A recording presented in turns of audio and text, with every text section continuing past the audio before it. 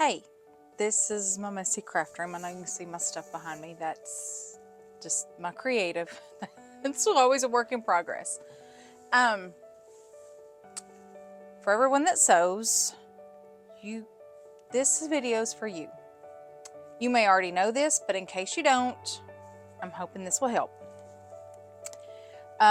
If you sew clothes, you sew stuffed animals, anything you use a pattern, a template for, especially good, I think, for clothes because you can change sizes. Like if you lose weight or gain weight, once you cut out a pattern, it's kind of done for. You can use this on tissue paper patterns. You can use this on PDFs, which I love PDF patterns because if I do happen to gain weight or lose weight, I can print out a different size. But then that's a lot of paper and it's a lot of time to retape them together, glue them together, whatever. So I'm going to show you something that hopefully will save you a little bit of time. And like I said, you may already know this. I don't know. This is for those of you that don't. But this is sew-in interfacing. It's not the fusible interfacing. On the edge. And it's not super thick, but it's a stabilizer. So it has some body to it. Like it's not just going to totally fall apart. It's strong.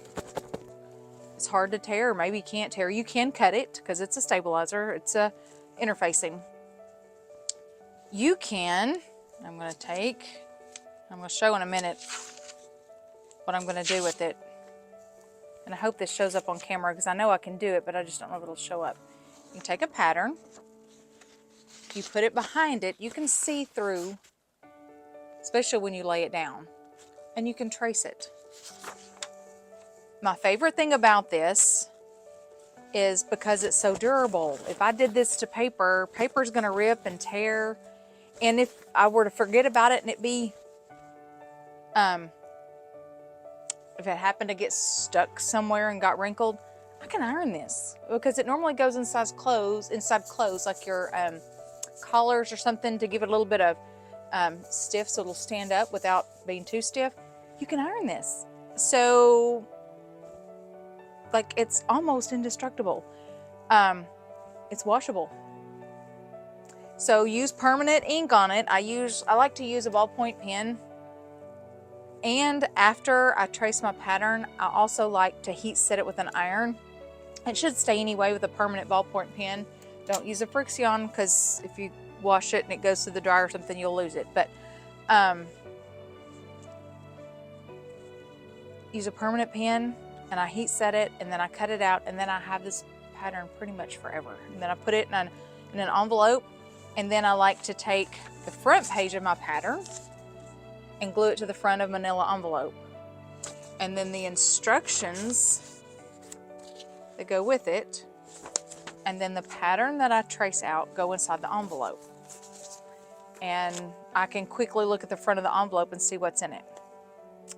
I have something else. I've done this for a long time. Like I said, I love it.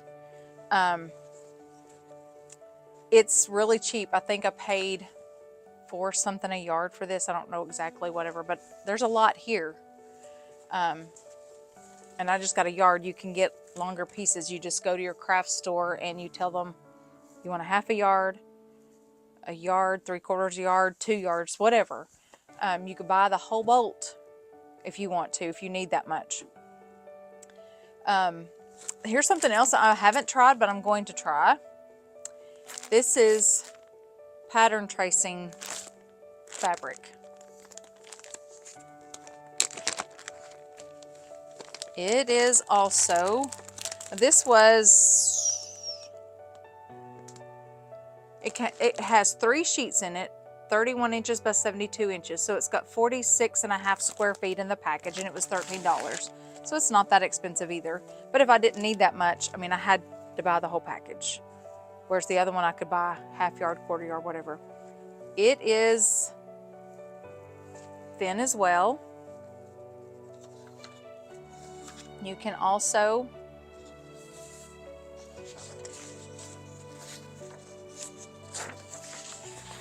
put your pattern behind it and trace over it. It's tough, it's durable, like it's not gonna, but I was reading on it, and because of what it's made out of, you might not can iron it. If you do, test a small section and you can iron it super hot. Now, I haven't tried the sew-in interfacing on a high heat anyway, but I do know you can iron it. I have done it, and like I said, it's made to be ironed with clothes. But this says on here, where was it?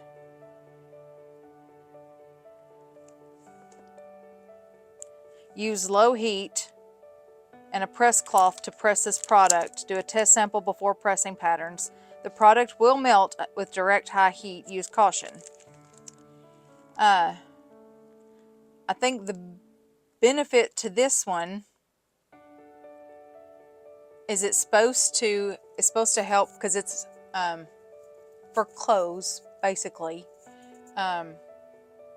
It's supposed to have a better drape. It's not as stiff as the other. It's supposed to like drape more like fabric, and it's supposed to kind of cling to your clothes or your dress form or something like that. So there's minimal pinning and stuff. I haven't tried this yet. I've got it. I'm gonna try it. I got to figure out what I want to sew myself next. But today, I'm going to show you how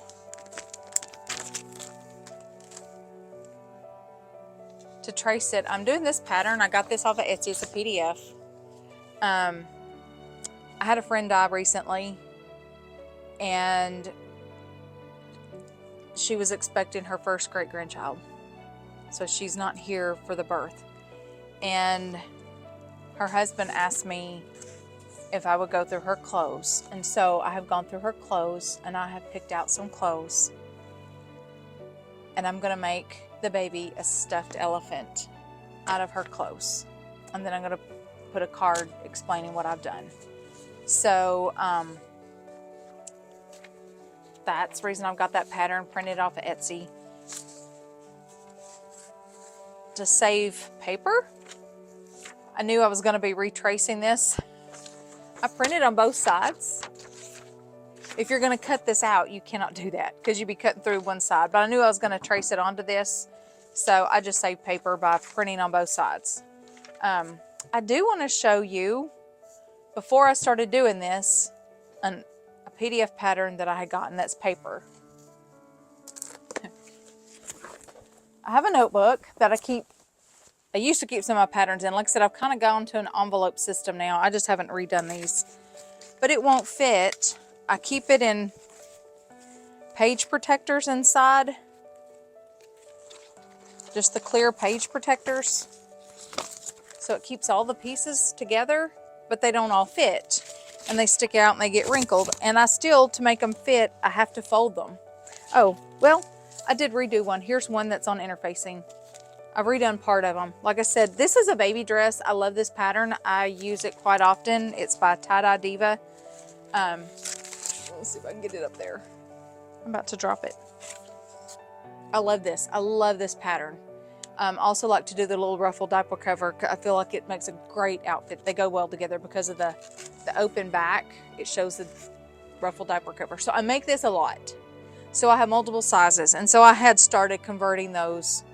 I guess the last few sizes I made, I went ahead and put them on the interfacing. But I've got to convert them to the envelope system. But see, this is messy. They can get ripped and they can get damaged. So this was not my preferred method. I do like my interfacing.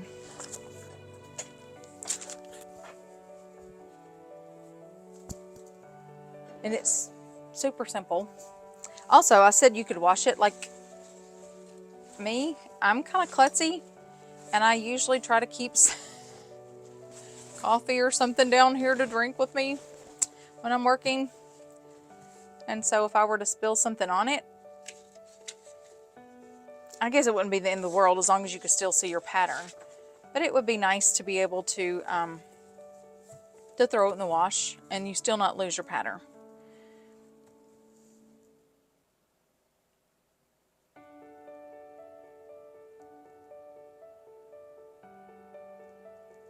Okay, I've got my pattern down here, my pattern template.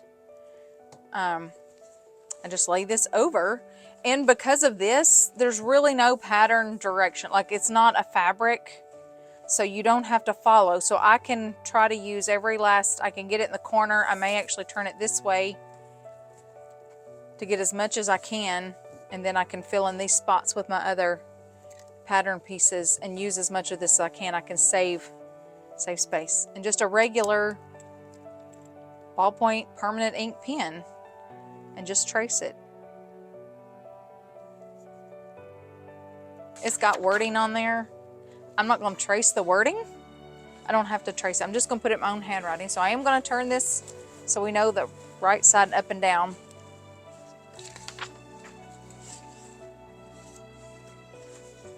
The name of the pattern is Elephant Softies by Tilly and Tommy. Again, I got that off of Etsy, printed it. I love PDF patterns that you can print immediately. If I'm in the mood to sew at 9 o'clock at night, I don't have to go to the store and get a pattern. I can print it and start right then.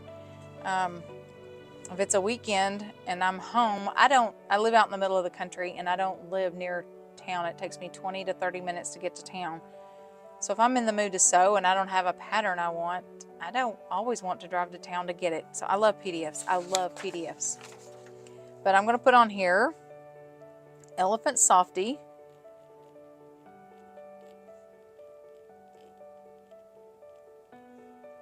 By Tilly and Tommy.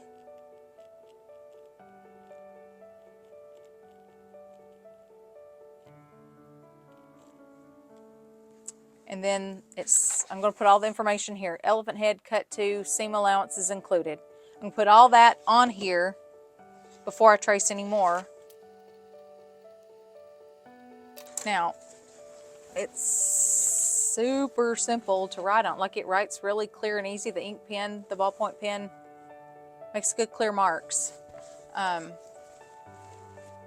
So the reason you need to put all the information is if by chance I've got an envelope and I drop it and a piece falls out and I'm not aware, and then later I find a piece in the floor and I'm not sure what it goes to, I've got all the information. The name of the pattern, the company that made the pattern, and which piece it is. Let's say I never find it. If it falls out and I lose it and somebody else thinks it's just a scrap piece of paper and they pick it up and throw it away, well, later when I pull all the pieces out, I still have the original. Well, if I'm missing the headpiece, guess what? I can trace it because I know that I've got each individual piece, all the other pieces are there. So this is something I like. It makes my patterns more durable. I can use them over and over and over again, especially with something like this that the sizes don't change. And for the little dress pattern I showed you, I like to do those for baby shower gifts. I had all boys, so I didn't get to sew for little girls, so I like to make those for baby shower gifts. And so I make those quite often. And so again, I started converting those patterns to this. Like I said, I've made it for years, so I've had that pattern I don't know how long, but I made it for years. I don't know how many. I wish I kept up with how many I made and who all I gave them to. I didn't think about that. That's an idea for a crafter, a sewer, a quilter, whoever you are, knitter, crocheter. If you're a crafter, I think it'd be neat. I wish I'd started this years ago. I wish I knew more, even like both of my grandmothers quilted. I wish I had some journal, which I don't think they did it, but I wish I had some journal of every quilt they made, the name of it, maybe even the colors they put in. But even if they didn't, like, I made a Texas Lone Star quilt, I gave it to next door neighbor Millie or Molly or whoever. I think it'd be neat to look back on me as a crafter. So that's, like I said, I wish I'd kept up with how many of those dresses I had made and who I gave them to. I didn't. Not a big deal. Doesn't matter. Nobody's probably going to care but me. I just think it'd be a neat idea. But I've made that pattern multiple times. I'm hoping to make this one. I think this being a cute, soft, stuffed animal, I think this one might be neat to make. So that's what this is about. So if you've done this before and you know some tips and tricks that I don't know that might make things easier, I'd love to hear them in the comments. If you've never done it before and you try it, let me know if it works for you or what you think about it. Thanks. I'm going to show you what I have in mind. I got one of her bathrobes. And so this is very soft velour. I don't know if the baby's going to be a boy or a girl. That's my only thing. So this is kind of a teal blue, but I'm hoping since it's teal, it's not just necessarily baby blue. And hoping since it's elephants, you kind of think of them as gray, blue, gray, whatever. I'm hoping if it is a girl, this won't be a big deal. Oh, there's a little hole in the seam. I didn't know it, so I'll just cut around it.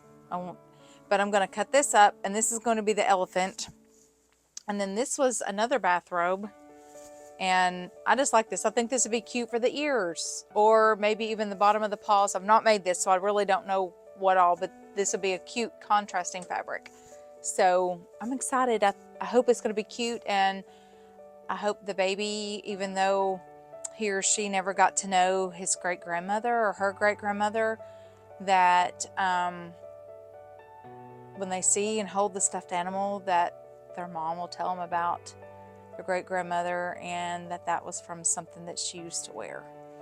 So I think a friend kind of gave me another friend gave me the idea, and I think she called it like a memory animal or something. She's made bunny rabbits and teddy bears in the past from people that had passed away from their clothes, and she would give it to their children or grandchildren or something like that. And she kind of gave me that idea. So I'm hoping I can do it justice. I've never done it before. I don't normally make stuffed animals. I do sew clothes.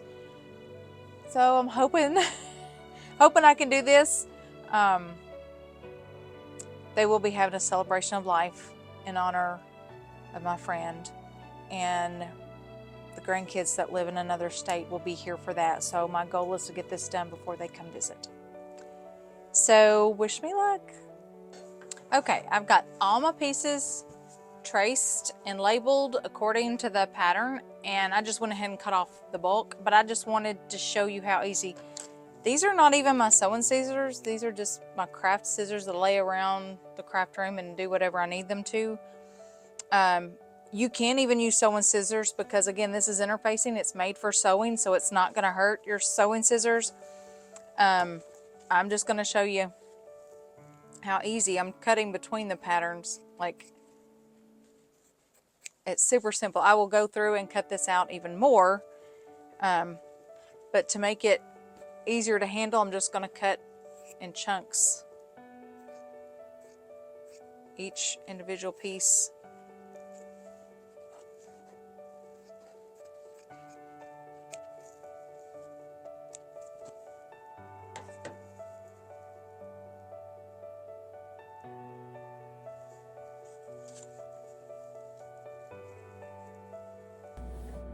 Okay, I'm back. I just wanted to show you how the little stuffed elephant, can't talk, how the stuffed elephant turned out. Didn't he turn out so cute? He didn't have feet on the bottom. I didn't look at the pattern that close. I just saw the side view on the pattern and wasn't paying attention to pieces. I embroidered his little eyes. You could probably put safety eyes or something like that, but I just thought that would be safer on the baby. I love the tail, tied a little knot in it. I just thought he turned out cute. And as an update, it's gonna be a boy after all. So the blue turned out okay. So I'm just very pleased with how it turned out. Very cute. I hope the parents and the grandparents like this and they tell the baby about his great-grandma. Thank you for watching.